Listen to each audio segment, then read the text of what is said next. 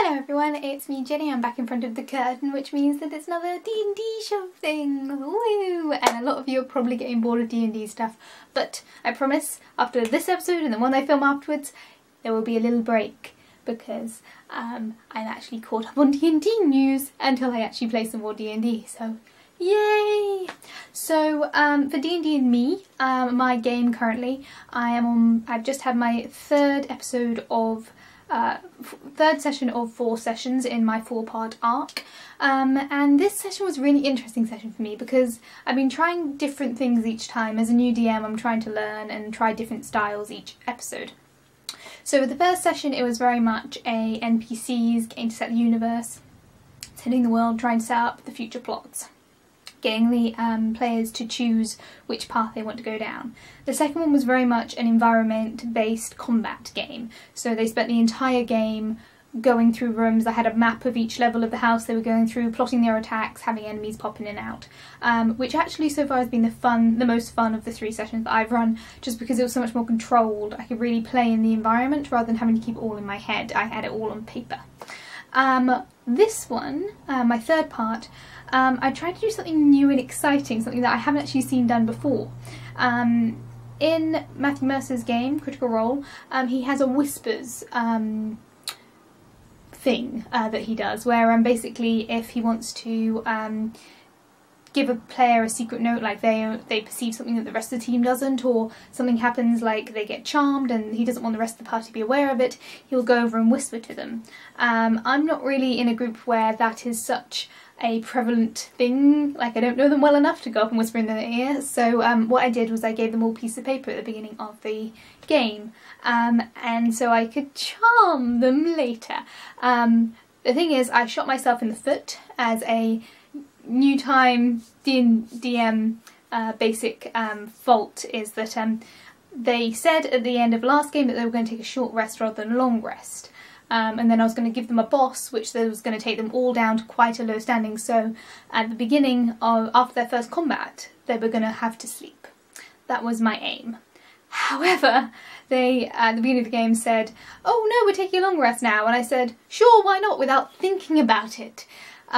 So they all took a long rest, and then I had to do this combat where I had to try and get them down with one monster. I needed to try and get them all down to really low so they'd have to sleep again. And I shot myself in the foot and I didn't realise till halfway through that combat that I'd done it. So they came in, they took on, I can't remember what the name of the beastie was, it's a big demon gorilla type.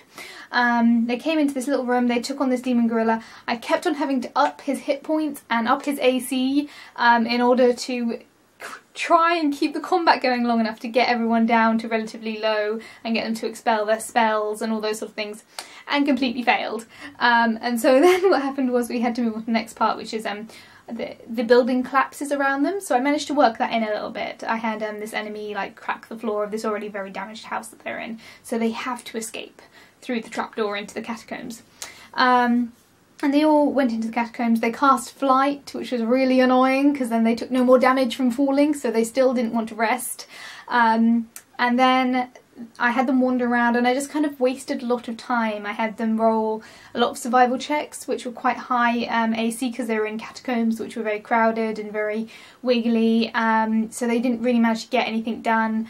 I had them find a load of the merchants that were missing from the previous game, and have them try and heal them up through morality, and part of those groups happened to be 3 females, rather attractive sisters, who I kind of glazed over nicely, so they were clearly very part of the setting, but not really an obvious part of the setting. They were part of the surviving groups with 3 very attractive young women.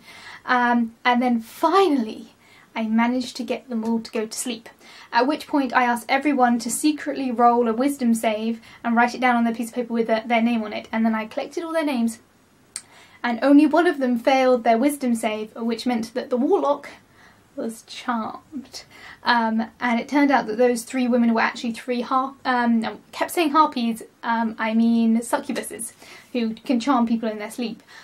So then the warlock was charmed, and so every once in a while I'd hand him a piece of paper with pre-written notes saying, like, when the opportunity comes, kill the bard, or when the opportunity comes, kill the druid, and I just slide him those pieces of paper. I also had a piece of paper which had additional information but no commands on it for the other players who weren't charmed, so I could hide who was and who wasn't charmed. So everyone who fell asleep had a dream, but only the one who failed his wisdom save got charmed. All the other ones just had these nightmares, which I wrote down so I could hand them all a piece of paper so they all looked like they were treated the same, but one of them was charmed. And I thought it was a really great technique, but I feel like it would have been better applied had I had more time to do it. If I'd reworded it, like I did put just like kill the cleric. I just wrote that down, while what I should have done was when the time is right, kill the cleric. And so that way the character would have had more time to kind of plan an attack. I also didn't quite get the balance right because I think some of the characters felt like, some of the PCs felt like they were being a bit chastised, even though it was 100% random. It was literally just me shuffling my pre-written cards and giving it out. I need to work on the balance for that for next time. But it was really fun and created a real good sense of paranoia in the group. And then we had a battle with the harpies, but then they kept on trying to charm people, and it was good fun. I think that technique really worked, having the piece of paper that I could shuffle around, and if anyone wanted to pass me something, they could pass me something.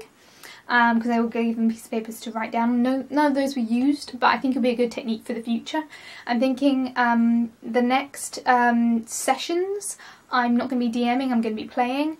I might submit a game for the period after that and do a sort of D&D paranoia sort of playthrough where they all have cards and they all have things. It's very high RP because I really like RP aspects, and I would like to run a high RP game that doesn't have quite so much combat. Even though combat's much easier for me to manage, RP is a lot more fun.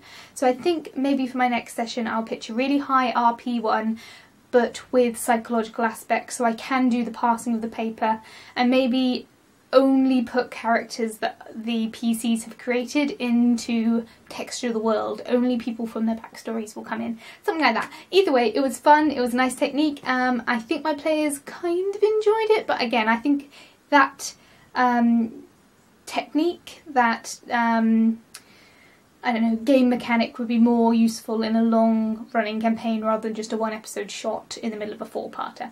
But it was a good bit of DM learning, so yeah, that was my last game. They took on 3 succubuses. Briefly, the ranger was charmed, the warlock was charmed, the cleric ran away, and it was okay overall, and they rescued the brother who was missing, who right at the end of the session was about to tell them all of the history of the war that they're about to be part of, but then I decided to call an end to the game for the night. So next week I'm going to start with the actual, what actually is going on with the war. They've got all the survivors they need to deal with, and then we'll start with the Hell Dimension and maybe the boss battle. We'll see. Anyway, thank you for watching. Feel free to comment, and I'll see you guys all very soon. There was a couple of questions for the last couple of weeks. If you guys would like to watch my D&D commentary, I answer one big question that I'm getting a lot about why I talk about D&D instead of showing D&D. So if you want to see a very rambly explanation for why I just talk about my games instead of showing them, please go check out that commentary. I'll try and remember to link it in the description. But yeah, that's about it. I'll see you guys all very soon. Bye!